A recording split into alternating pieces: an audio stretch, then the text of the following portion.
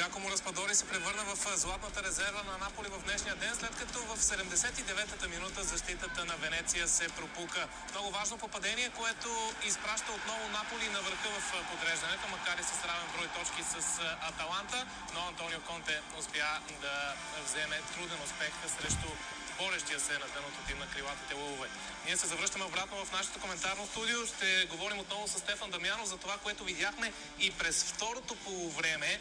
В крайна сметка, сигурен съм, ще се съгласиш, когато отправиш 25 удара към вратата на съперника, 17 корнера и всичко останало, натиска се даде своя плод, така да кажа. Ще започна с това, че през второто полувреме не наблюдавахме нищо по-различно от това, като наблюдавахме през първото.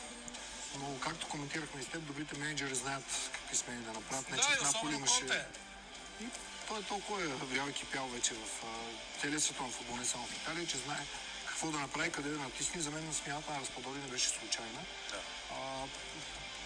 Адмирации за Венеция, за начина, по който игра отбора, но само с 10 човека в защита, колкото е правилно да е тя, трудно се стига до 3 точки. Не, че е невъзможно да вкараш последните минути един гол и да спечелиш мача. Адмирации